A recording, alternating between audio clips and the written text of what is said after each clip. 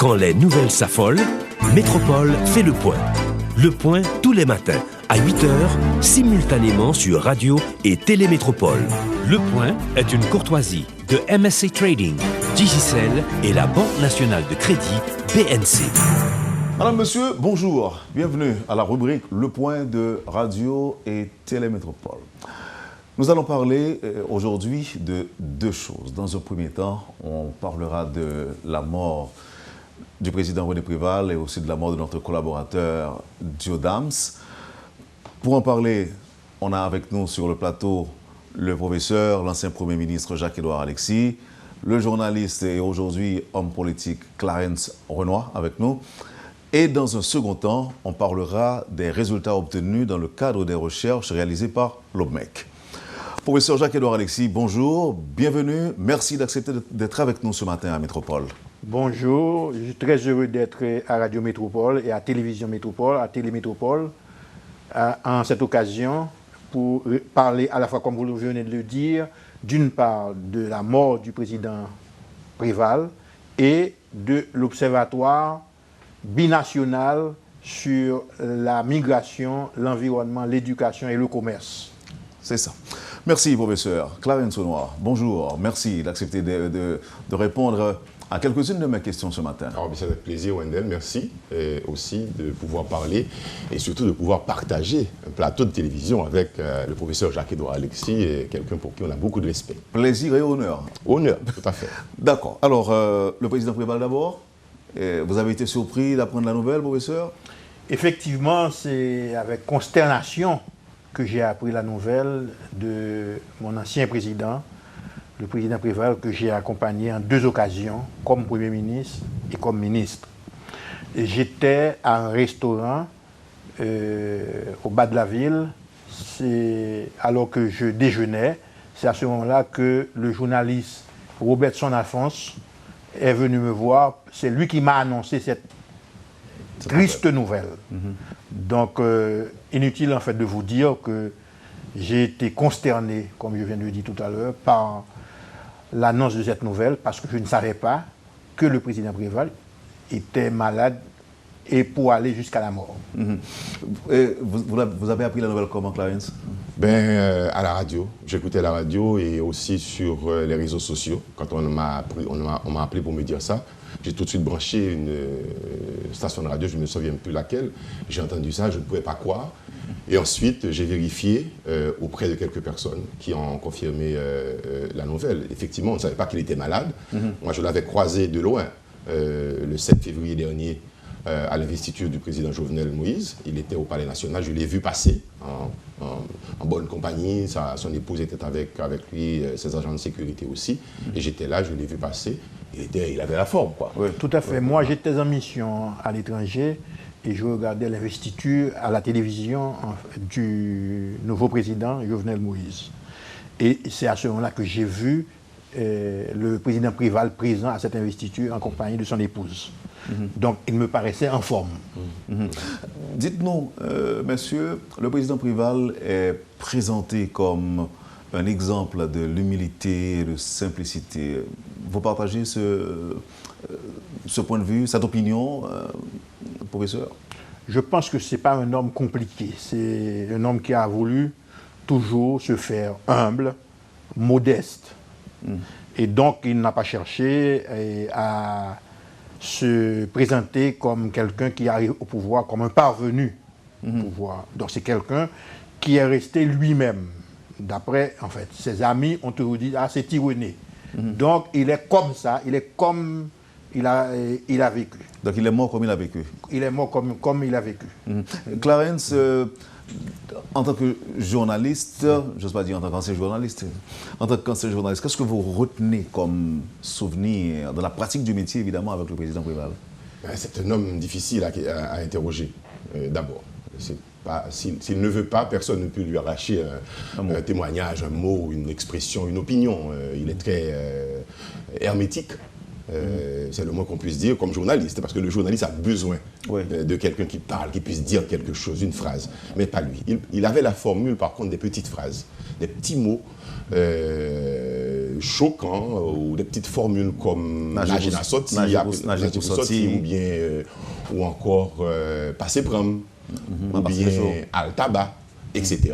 Donc autant de petites expressions mais qui énigmatiques parce qu'on ne pouvait pas deviner ce qu'il y avait derrière, ce qu'il voulait dire vraiment, ce qu'il voulait dire derrière ces petites expressions-là. Alors deux temps pour moi, comme deux temps de son pouvoir, si vous voulez, c'est la simplicité, un modèle de simplicité. Je ne pense pas qu'il faisait croire qu'il était simple ou humble, il l'était. C'était son être, pas le paraître.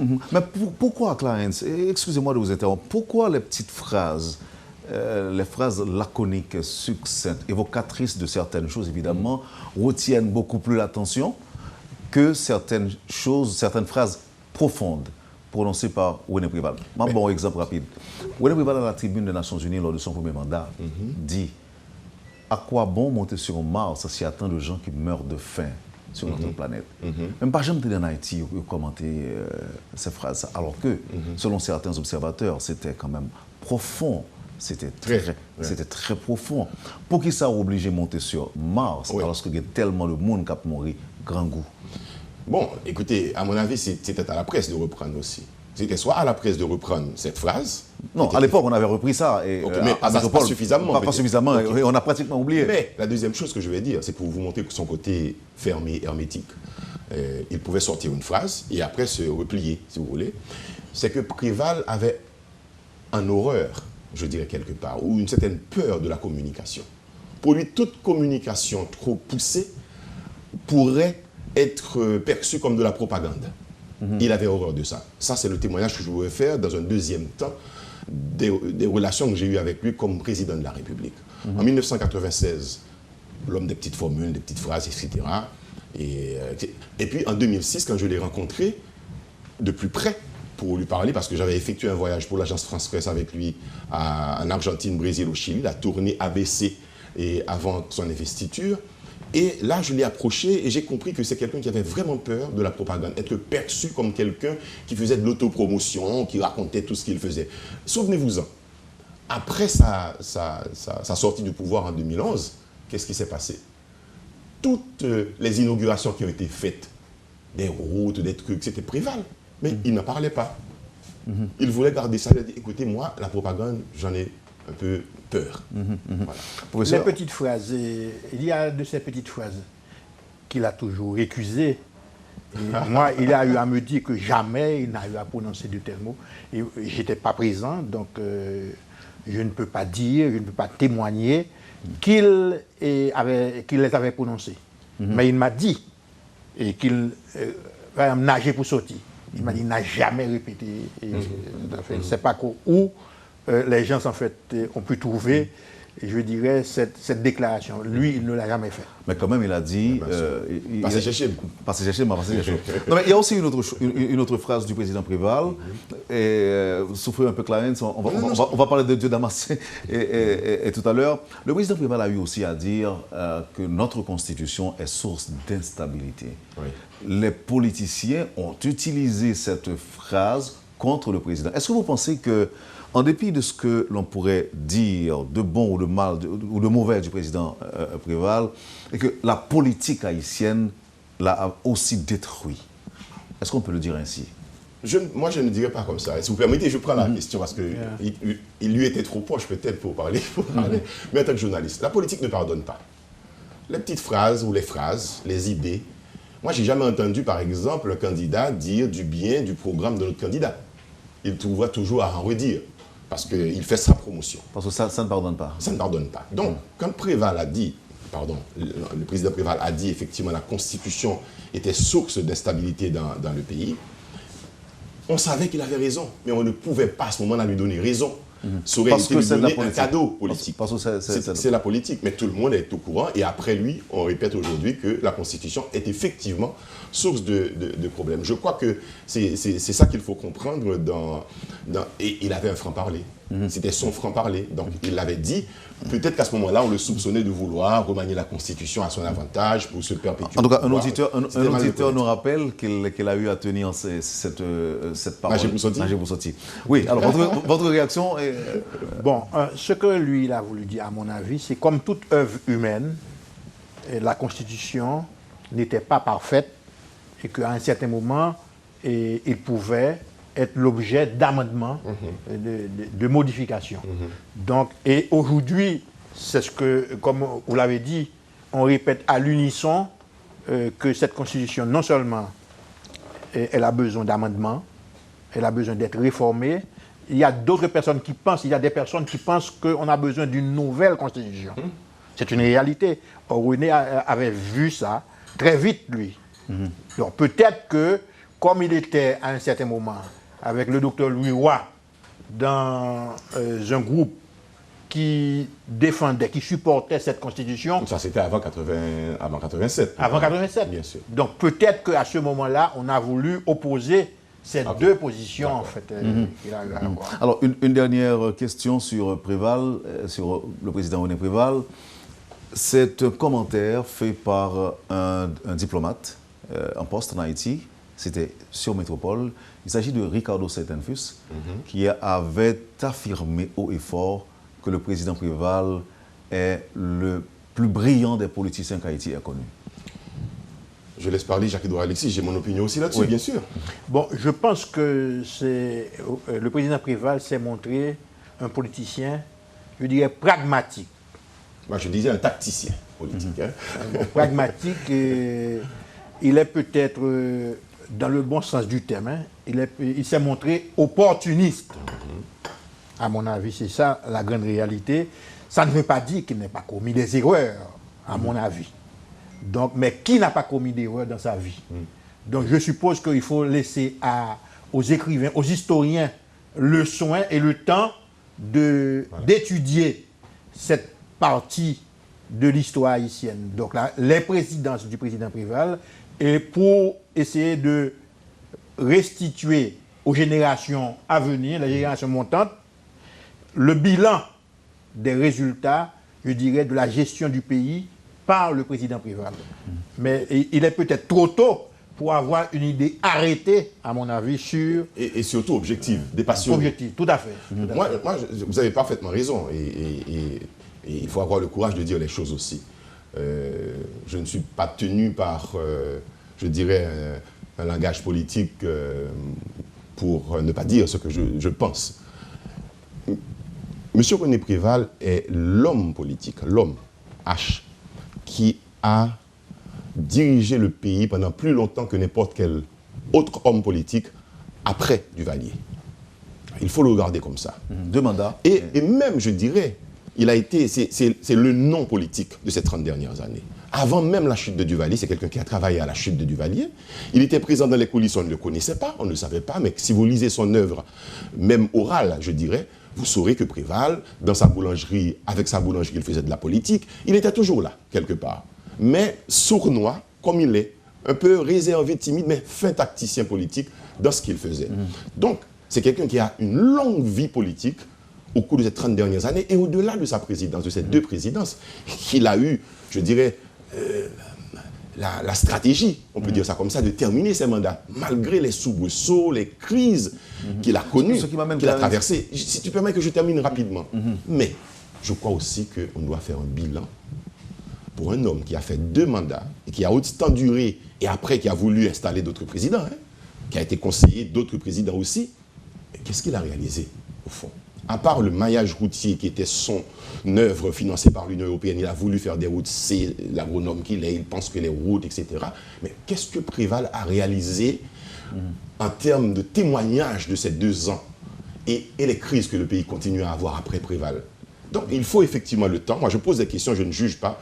Il faut effectivement le temps pour nous permettre de porter un jugement objectif, dépassionné. Est-ce que son Premier ministre peut répondre à cette question? Je pense que oui, et le président Préval a amené au pays, je dirais au cours de ces 2 mandats, une stabilité qui était nécessaire au moment. Il faut vous rappeler les conditions dans lesquelles il est arrivé les 2 fois au pouvoir. C'était des conditions plutôt difficiles, puisque c'est, dans un premier temps, c'est après le coup d'État contre le président Aristide, d'une part. Le deuxième temps, c'est après ce qu'on a pu appeler, ce n'est pas la chute, mais je dirais l'exfiltration, le kidnapping en fait, du président Aristide. Donc, il est arrivé, il avait reçu pratiquement un pays qui était en effervescence, je dirais, révolutionnaire, au bord de l'explosion. Il a pu jouer avec beaucoup de... Vous venez de dire tactique, beaucoup de tact, et donc il a pu amener les gens à se parler, à s'entendre, et il a pu créer un environnement qui était favorable à l'arrivée de nouveau, disons en fait, je dirais, au retour du processus démocratique en Haïti. Moi, je pense que c'est quelqu'un qui a contribué. Mais pour quelqu'un qu'on présente souvent comme un taciturne, un silencieux, quelqu'un qui agit dans l'ombre, comment vous avez réussi à travailler avec lui? En quelques mots, professeur. Bon, alors, nous sommes deux tempéraments différents. Oui. Moi, je parle beaucoup. Et je dis tout haut ce que je pense. Alors, par moment... Alors que votre patron, si on peut le dire ainsi, avait un tout autre caractère. Bon, par moment, il y a eu des difficultés à cause de cela. Je vais prendre un exemple. Quand j'ai décidé de renvoyer cette dame, cette Canadienne, et que j'ai déclarée persona non grata au pays, ce n'était pas une décision que le président Préval avait, je dirais, généreusement acceptée. Moi, il était, je crois, à la Jamaïque, à une réunion de la CARICOM. Et quand j'ai eu les déclarations de cette dame, qui, comme on dit en créole, qui t'a manqué président des gars, alors je n'ai pas pu accepter.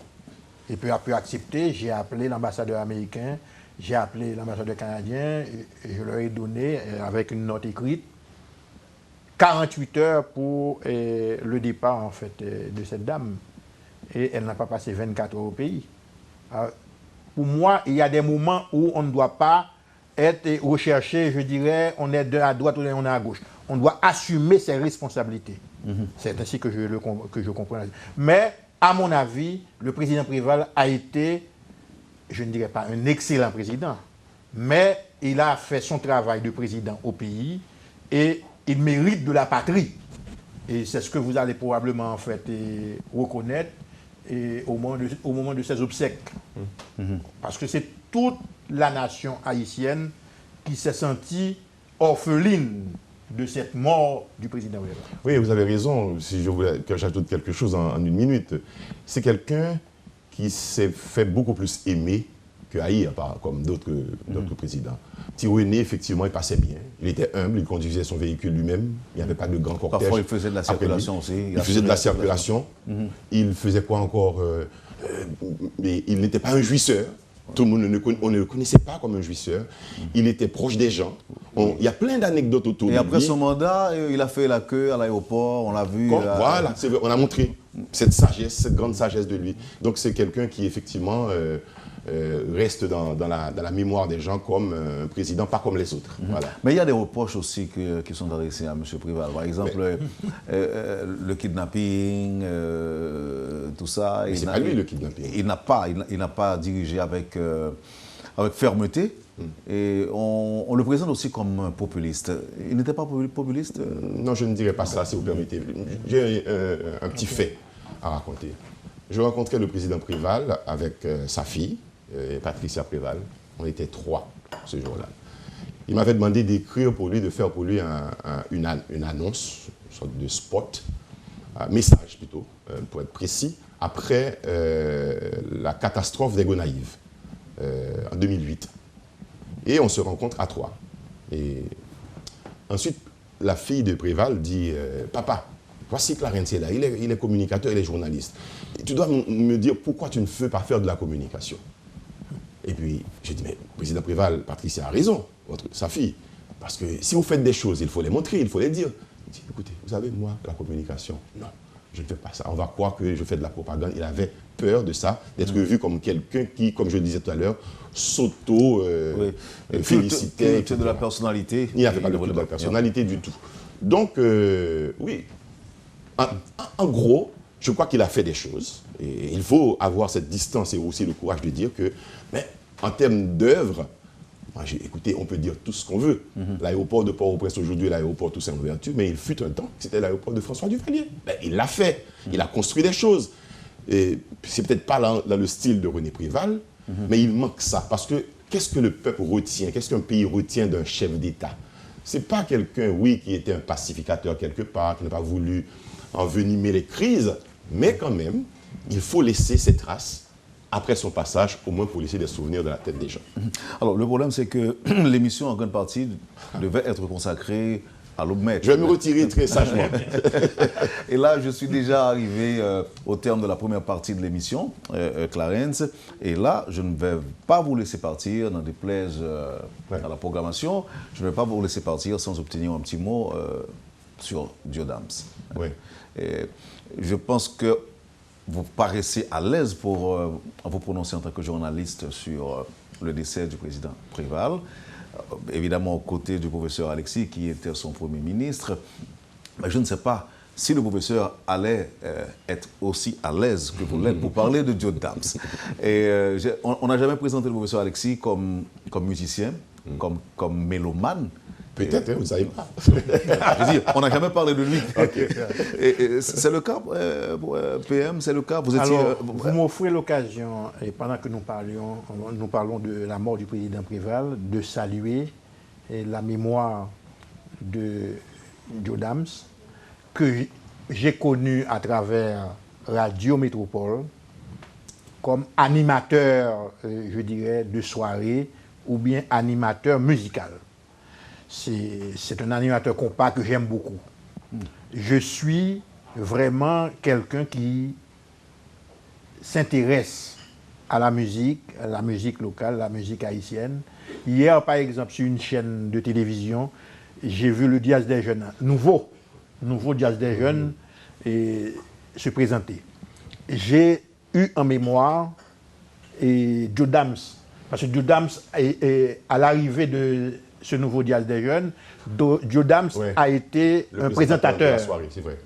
Peut-être de la première soirée du nouveau Diaz des Jeunes. Donc, vous me donnez l'occasion de saluer sa mémoire. De même que je dois dire qu'il y a, pour Jacques-Édouard Alexis, universitaire, il y a une autre mort qui nous interpelle, c'est la mort de M. Thierry Gardère. M. Thierry Gardère est un mécène, c'est un homme qui fait partie de la fondation du groupe Educat, le groupe Educat qui a beaucoup aidé avec Ralph Auguste, Michael Auguste, qui a beaucoup aidé au développement de l'université Quisqueya. Donc je ne peux ne pas saluer cette disparition, ou du moins la mémoire de Thierry, en fait, qui a disparu brutalement. Mais on peut même dire que le début de ce mois de mars est plutôt cruel. Meurtrier. Il y a aussi le sénateur Julio Larosilière qui est parti aussi. Oui, alors j'ai appris ça. Il y a aussi le propriétaire de l'hôtel Royal Haitian. Donc là, vraiment... début de mois meurtrier, effectivement. Alors pour moi, rapidement. Oui, alors pour Dio. Moi, le souvenir de Dio, c'est le souvenir d'un collaborateur, toujours rieur, qui blaguait toujours, mais aussi était un professeur pour moi. Dio, quand je suis arrivé à Métropole... Pour nous. Quand je suis arrivé à Métropole, il m'a accueilli comme son fiston. Comme il appelait tout jeune journaliste, tout jeune animateur qui venait à Radio Métropole, fiston. Et moi, je l'appelais Dio le père. Vous voyez le jeu de mots, si vous voulez. Dio le père, comme Dieu le père. Voilà. et il aimait ça. C'est quelqu'un qui ne faisait pas marchand, ne se faisait pas prier pour vous faire des commentaires, des compliments ou aussi des remarques. Pour vous encourager. Encourageant. Non, c'est pour vous construire. Il m'a aidé dans ma construction.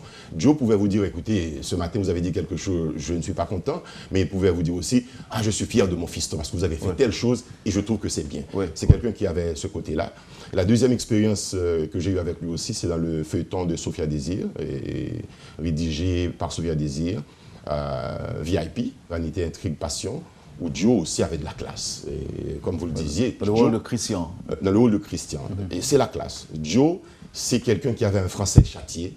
Et les gens de Port-au-Prince qui écoutaient effectivement la radio pouvaient vous dire que ce monsieur-là, on ne se passait pas de l'écouter, on ne se fatiguait pas de l'écouter parce qu'il disait des choses. Il avait un verbe et une verve en parlant qui charmait tout le monde. Avec une voix aussi qui était la sienne. Unique. Joe était rare, et son style était plutôt rare. Voilà. Et puis toujours fin, élégant, bien vêtu, etc. C'était Joe Damas. Donc on en garde un souvenir ému. Et on est très touché aussi de On cette est très touché, disparition. on savait qu'il était souffrant, mais quand la nouvelle est tombée, ça a eu l'effet d'une bombe. C'est un choc, oui. Oui, moi ça m'a choqué. Et ce matin encore, en écoutant Sophia Désir, qui racontait ce qu'elle a vécu avec Joe, écoutez, à la radio ce matin dans les nouvelles, on ne pouvait pas contenir ses larmes. Ouais.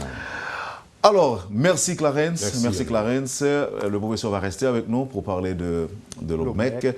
C'est la raison fondamentale pour laquelle... Ça a été un plaisir d'être avec vous et de vous revoir. J'espère qu'on va se revoir. Absolument.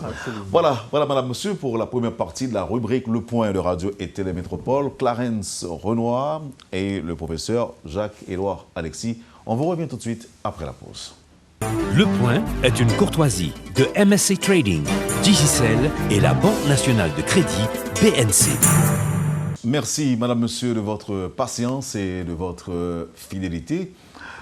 Jacques-Édouard Alexis, professeur et membre de l'OBMEC, si je peux l'appeler ainsi. L'OBMEC qui est l'Observatoire binational sur la migration, l'environnement, l'éducation et le commerce. Et le commerce.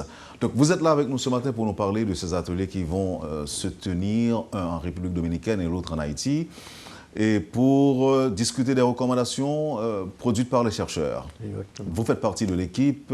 Oui, je suis le directeur AI de l'Observatoire, de l'OBMEC, Observatoire binational sur la migration, l'environnement, l'éducation et le commerce.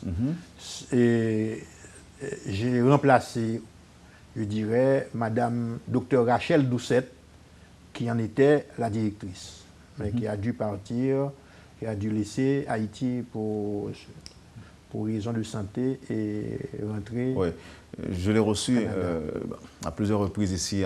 Alors, l'OBMEC, cet observatoire, c'est une initiative d'universités haïtiennes et dominicaines qui se sont mises ensemble pour réfléchir sur la situation des relations entre les deux pays, Haïti et République dominicaine. Alors, l'OBMEC est le fruit des premières réflexions de ces universités. Elles ont pensé qu'il était indiqué de mettre en place un observatoire pour mieux analyser, pour mieux comprendre ces relations haïtiennes et dominicaines et pour pouvoir faire des recommandations non seulement aux dirigeants politiques du pays, mais également aux deux sociétés civiles, société civile dominicaine, société civile haïtienne, aux différents organismes, ONG, qui travaillent en Haïti et en République dominicaine sur ces relations-là. Alors, il y a environ 4 ans que l'université Quisqueya et l'université, la UNAPEC, en République dominicaine, avaient pris l'initiative de se rencontrer pour discuter en fait de cette idée de travailler ensemble sur les relations haïtiennes et dominicaines. Finalement, fruit de cette concertation, il y a eu 4 universités haïtiennes et du côté dominicain, 5 universités dominicaines qui ont eu à se mettre ensemble pour faire des réflexions. Non, pour créer d'abord le consortium d'universités haïtiano-dominicaines. Il y a un consortium qui a été monté. Et premier travail de ce consortium, c'est la mise en place de l'observatoire. Donc l'observatoire aura à travailler, je dirais de façon parallèle, quand on sait qu'il y a aussi une commission mixte des deux pays. Donc l'observatoire, c'est une initiative privée. Et oui, d'université. D'université, comme cela se passe dans tous les pays organisés, les universités accompagnent la société, accompagnent les gouvernants et leur proposent, je dirais, des idées ou bien encore des résultats de recherche pour qu'ils puissent, ces gouvernants, prendre les meilleures mesures pour faire avancer la cause de la société concernée. Et l'OBMEC, lui, travaille sur la migration, l'éducation, l'environnement, le commerce. Oui, tout à fait. Ce sont les 4 premières thématiques privilégiées par l'OBMEC. Comme, en fait, je pense que tout le monde va comprendre que Haïti et la République dominicaine ne peuvent pas laisser, je dirais, ces situations se détériorer, se dégrader. Donc, qu'il s'agisse du commerce, nous avons des contentieux à vider. Qu'il s'agisse de la migration, c'est quotidiennement que dans les deux pays, on entend les problèmes, etc., les difficultés rencontrées soit par nos frères et sœurs haïtiens qui tentent d'aller en République dominicaine, ou bien qui vivent en République dominicaine, ou bien encore les difficultés que sur la frontière. Parce qu'il y a, lorsqu'on parle d'Haïti et de la République dominicaine, c'est pas seul, il ne faut pas voir seulement les deux pays, il faut voir, comme certains tentent de le dire, un troisième pays qui s'appelle la frontière haïtiano-dominicaine. Oui. Maintenant, très certainement, il y a eu des réflexions, il y a eu des recherches, des résultats ont été également obtenus. Et là, bientôt, on va se mettre ensemble, on va s'asseoir pour réfléchir et produire des recommandations, ou bien encore les recommandations ont été déjà produites et vous allez travailler dessus. Nous avons des équipes de recherche binationales, c'est-à-dire sur chacune de ces thématiques. Commerce, éducation, environnement, migration. Il y a des équipes composées de chercheurs haïtiens et de chercheurs dominicains qui ont travaillé ensemble, qui ont mené des activités de recherche sur chacune de ces thématiques, qui ont produit leurs rapports. Ces rapports viennent avec un certain nombre de conclusions, un certain nombre de résultats.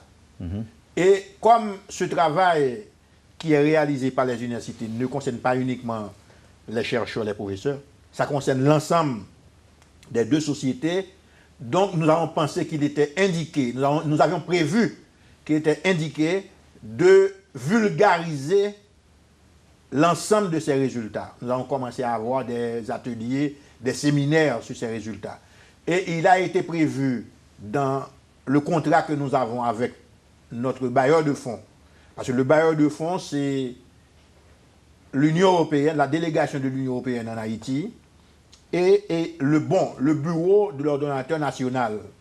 Dans le cadre de ce contrat, il a été prévu que ces résultats devaient être partagés avec les deux gouvernements, également avec certains organismes de la société civile des deux pays s'intéressant aux relations entre les deux pays. Et là, nous sommes en train de partager ces résultats et avec notamment les deux branches de la commission mixte haïtiano-dominicaine. Et pour, je dirais, clore le tout, il est prévu la tenue de 2 ateliers. Le premier à Santo Domingo, c'est jeudi prochain. Ce jeudi. Ce jeudi, en fait, jeudi de cette semaine. Et le second en Haïti, vendredi. Alors, ces résultats vont être... Non, vous avez dit, je n'ai pas bien saisi. Oui. Un premier, ce sera en République dominicaine ce jeudi. Ce jeudi. Et le deuxième? Le vendredi 10. Donc, ce n'est pas la même équipe qui travaille dans les 2 ateliers? Non. Il y a une première équipe qui sera en République dominicaine. Il va y avoir une délégation de l'OBMEC à aller en République dominicaine dès demain après-midi. Mais parallèlement? Parce que ce que je n'ai pas dit, qui est important à souligner, c'est que l'OBMEC c'est l'université Quisqueya qui a le lead de l'OBMEC. Donc c'est l'université Quisqueya qui gère le projet OBMEC. OK. Et il y a des chercheurs haïtiens et dominicains qui ont été mobilisés pour ce travail. Ces chercheurs vont être présents à ces ateliers. OK. Donc le travail va se faire simultanément dans les 2 pays? Non. Bon, c'est-à-dire que 2 jours suivis, un jour en République dominicaine, un jour en Haïti. OK. Bon, là, il y a eu un petit malentendu. Je pensais qu'on allait travailler séparément et en République dominicaine et en Haïti. Non, pas le même jour. Pas le même jour. Jeudi, République dominicaine, et vendredi, Haïti. Quels sont donc les obstacles auxquels vous faites face dans la mise en œuvre je ne sais pas, de vos réflexions, des recherches, tout ça? Pas de difficultés dans l'économie? Beaucoup de difficultés. Je pense que nous devons saluer l'effort et le travail qui ont été réalisés par les chercheurs, tant du côté d'Haïti que du côté de la République dominicaine, parce que ce n'était pas facile. Déjà, c'est la méfiance. Des deux côtés. Ces deux peuples n'étaient jamais arrivés à travailler ensemble. Donc, pour faire travailler les chercheurs dominicains et les chercheurs haïtiens, ce n'était pas donné. Il y a eu beaucoup de difficultés. Dans un premier temps, non seulement les barrières linguistiques ont pu être sautées facilement, mais il y a eu de la méfiance. Est-ce que ce que dit un chercheur, par exemple, la semaine dernière, il y a eu des problèmes. On présentait un atelier sur la migration en Haïti. Il y a eu beaucoup de commentaires qui ont été faits en République dominicaine à partir de ce qui a été dit en Haïti sur les résultats de la migration. C'est le professeur Jean-Marie Théodat qui a coordonné le travail sur la migration du côté haïtien et du côté de l'équipe, en fait, des deux pays. Certainement, la question de la nationalisation, la dénationalisation était également évoquée? Probablement dans les discussions, mais ce n'était pas l'objet de la recherche. Mais évidemment, quand on parle de la migration, on ne peut pas ignorer ces réalités en fait qui sont là, qui nous crèvent les yeux. Donc, et ces questions ont été dans les discussions, notamment dans les échanges entre les participants. Mais comment vous avez réussi à juguler la méfiance, par exemple, à contourner la méfiance aussi? Mais nous sommes des universitaires. Nous devons nous attacher aux résultats, disons, à la science. À la science. À ce qui se dit, et ça a permis, je dois dire, ça a permis une entente qui a favorisé le travail réalisé par les chercheurs. Je dois dire aussi que de bonnes relations ont pu être établies entre les recteurs, notamment entre le recteur de l'université Quisqueya, le professeur Jacques Lumac, et un ancien recteur de l'université Madre y Maestra en République dominicaine. Je veux parler de Monseigneur Agripino Núñez. Et également l'ancien recteur de l'université APEC. Donc tout ceci a favorisé le travail. L'actuel ambassadeur de la République dominicaine en Haïti, le docteur Rouben Silier. Rouben, c'est un universitaire bien connu à Saint-Domingue. Rouben était, et moi je l'ai rencontré quand j'étais peut-être directeur des études de la faculté d'agronomie. Depuis lors, on s'est liés d'amitié et nous avons pu travailler ensemble. Je dois avouer que même pour créer Quisqueya, j'ai dû faire des missions en République dominicaine pour aller regarder le secteur privé de l'enseignement supérieur en République dominicaine. Rouben et d'autres confrères dominicains nous avaient beaucoup aidés à avancer dans la planification de la mise en œuvre de Quisqueya. Professeur Jacques-Éloi Alexis, on entend souvent dire que quand dans d'autres pays, une société ou encore la société fait face à certaines difficultés, on regarde l'université. Mais en ce qui concerne un problème ou encore des problèmes auxquels font face deux pays, est-ce que vous pensez que ce que vous faites aujourd'hui à l'intérieur de l'OBMEC augure d'un avenir meilleur dans les relations entre les deux peuples? Je suis tout à fait confiant de ce côté. Parce que on est parti de l'idée que les relations entre les deux peuples, c'est le peuple dominicain et le peuple haïtien, ces relations sont tellement importantes pour l'avenir de ces deux sociétés que nous ne devons pas les laisser uniquement entre les mains de politiciens. Qu'il s'agisse de politiciens au gouvernement ou bien de politiciens dans l'opposition. Nous devons travailler à rendre acceptables les relations entre les deux pays lorsque nous mobilisons les sociétés civiles, différentes organisations civiles, dont l'université. C'est une... Je dirais, nous avons une foi ardente dans cette compréhension des choses. Et à notre avis, ces résultats, nous devons travailler à les vulgariser. Je peux vous dire que ces ateliers que nous allons avoir jeudi et vendredi en République dominicaine et en Haïti ont pour ambition, parce que ce sont des chercheurs qui ont produit ces résultats, Alors, ils peuvent, ces résultats, je dirais, avoir peut-être un aspect académique, ou bien encore on est dans les... Dans la théorie. Dans la théorie. Donc, il faut traduire en politique publique. Mais quel est le rôle que la société dans son ensemble peut jouer, professeur?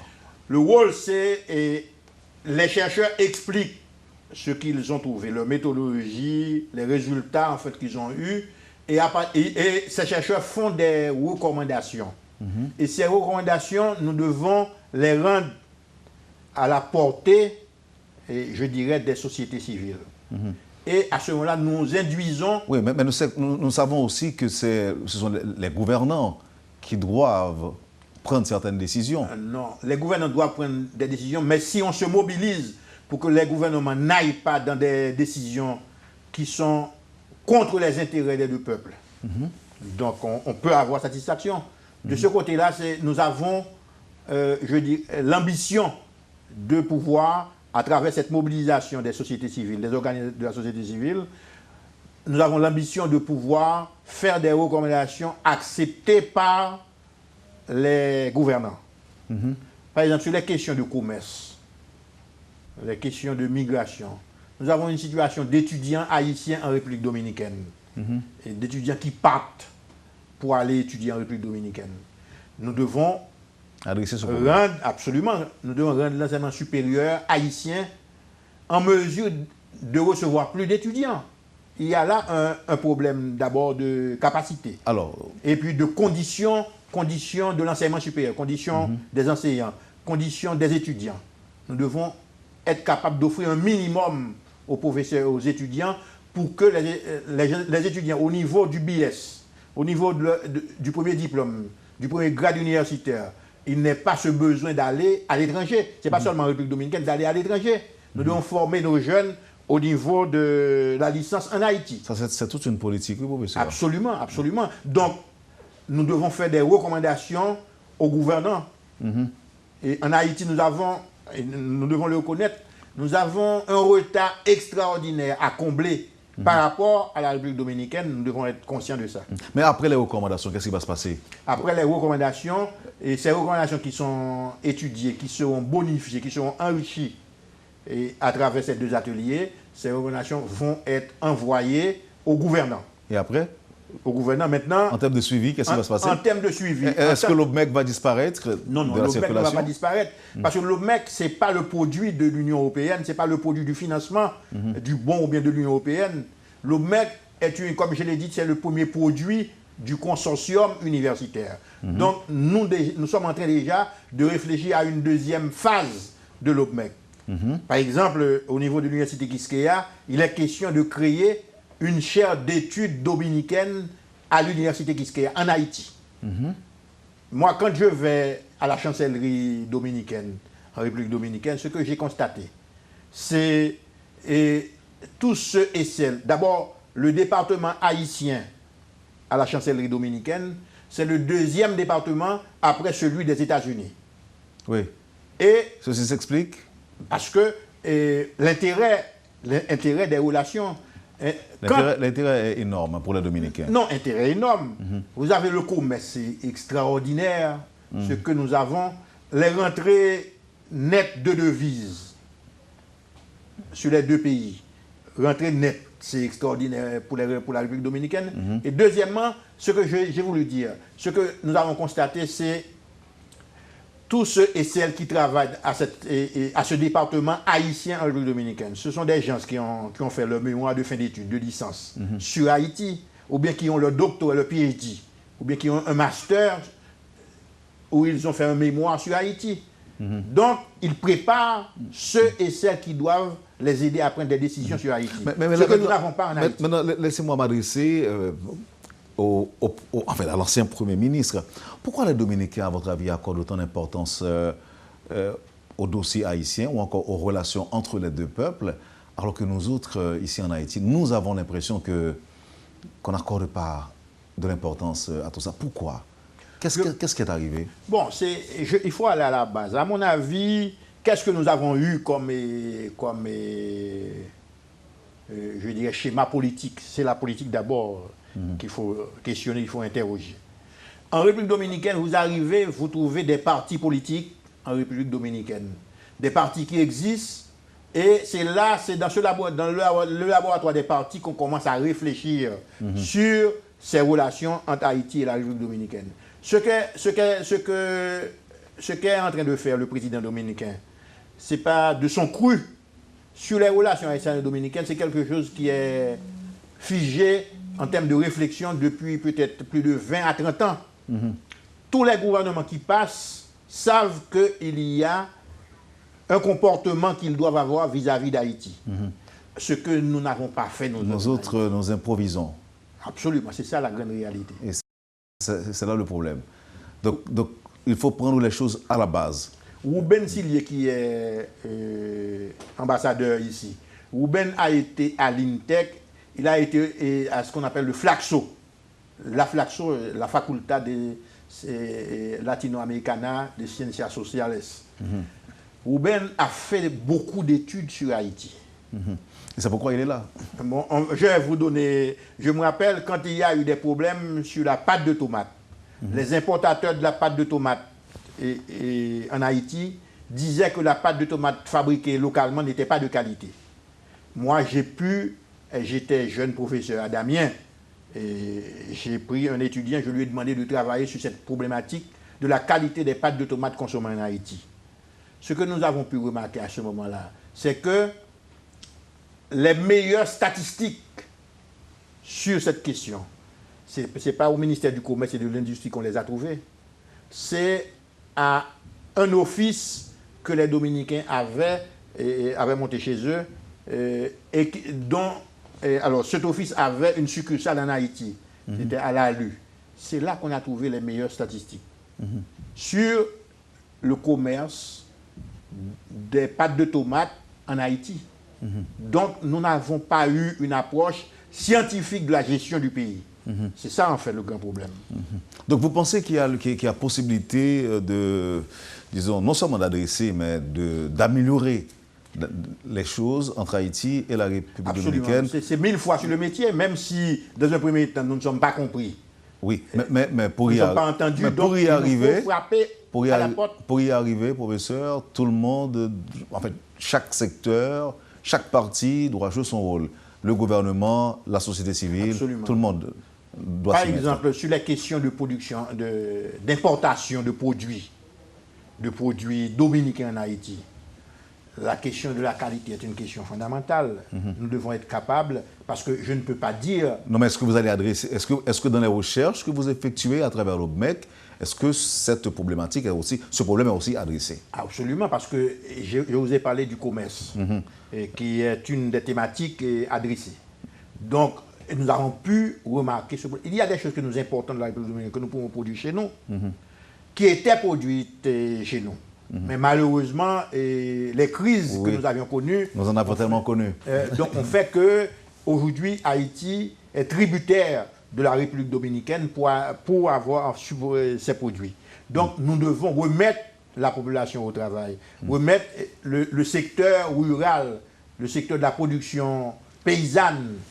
On doit mettre ce secteur au travail, lui donner de l'importance, lui affecter les budgets nécessaires.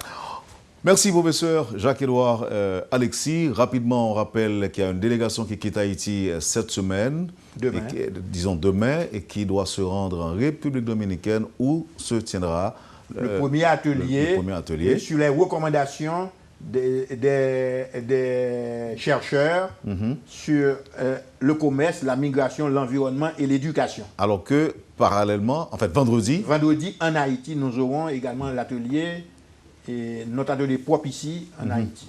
Alors, nous souhaitons qu'il y ait beaucoup de participation, que la presse soit présente, que les organismes s'intéressant aux relations de pays se montrent également présents, et que nous puissions ainsi leur faire part des résultats déjà obtenus et qu'ils puissent réagir par rapport à ça. Parce qu'ils ont un vécu qui nous intéresse énormément et de ce vécu, nous pouvons enrichir ce que nous avons comme résultat. Merci, professeur Jacques-Édouard Alexis. Un plaisir de vous avoir sur le plateau de la rubrique Le Point de Métropole aujourd'hui. Bonne semaine et à bientôt. Merci beaucoup. Je suis très, comme je l'ai dit tantôt, je suis très heureux d'être avec vous, en fait, d'avoir été avec vous ce matin. D'autant que vous... Pour parler à la fois de l'OBMEC et de la mort de notre président, le président René Préval. Voilà, merci encore une fois, professeur, et à bientôt. Merci, à bientôt. Vous avez suivi, madame, monsieur, la rubrique Le Point de Radio et Télémétropole. Merci de l'accueil, passez une bonne journée et surtout une bonne semaine avec Métropole et à demain. Quand les nouvelles s'affolent, Métropole fait le point. Le point tous les matins à 8h, simultanément sur Radio et Télémétropole. Le point est une courtoisie de MSC Trading, Digicel et la Banque nationale de crédit BNC.